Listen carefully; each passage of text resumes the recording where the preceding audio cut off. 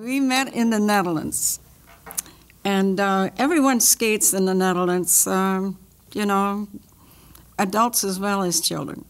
So that's how I met my husband, because young people naturally would skate, right? So that evening, they have music and lights, and we were going around and around, and then we were told the rink is going to close in 5 minutes or so. We said, let's go once more around. No, you went around, and then I chased you because you were by yourself, and I thought, here's my chance. I'm going to take her home tonight. That's what it was. And then I brought you home, and then you were kind of like, hello, do you have to say that? Because I said, the bike tire is kind of weak, and then you said you said the tire was kind of weak, and then I said, no, it's not the tire, it's you.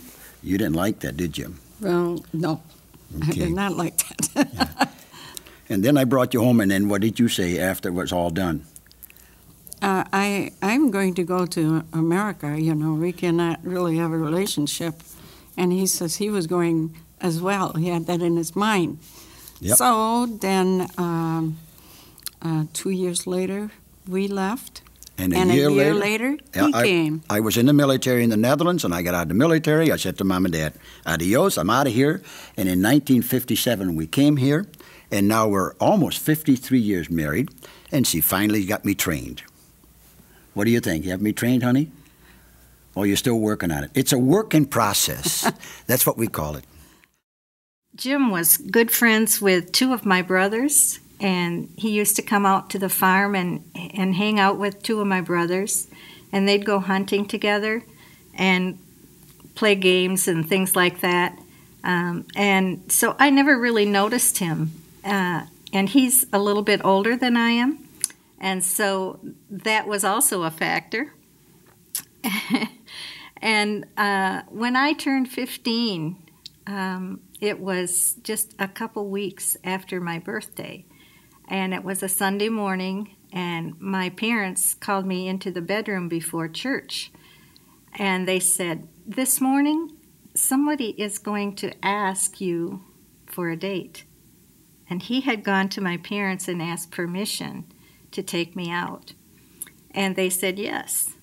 And so naturally I was astounded, because I wasn't expecting him to ask me, or anyone for that matter, until I was 16.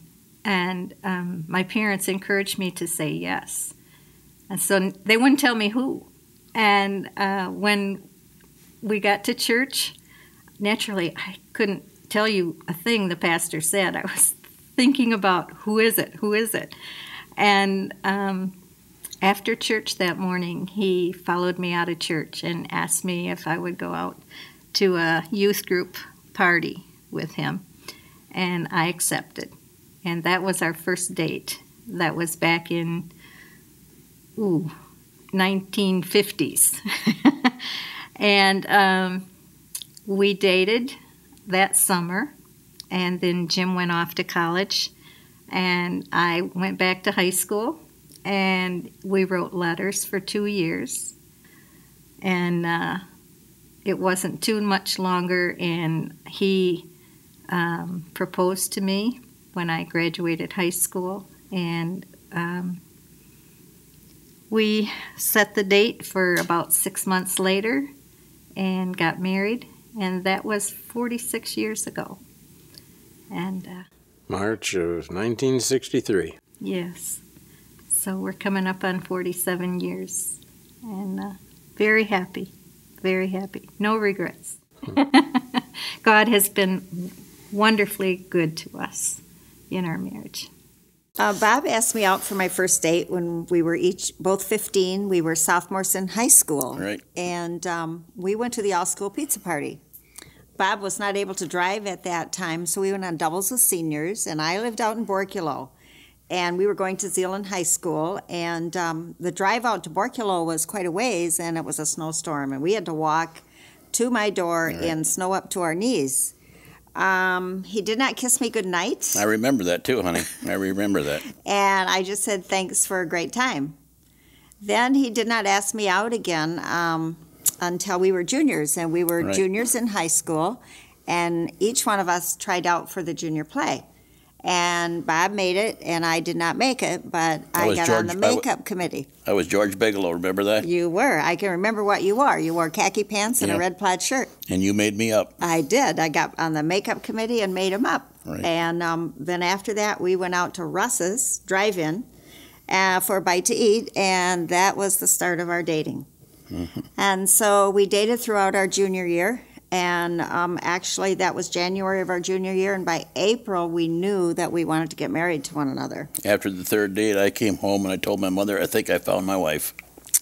So anyway, in our senior year, Bob gave me my diamond for graduation. We didn't have any money. We chipped it all in together and bought a diamond.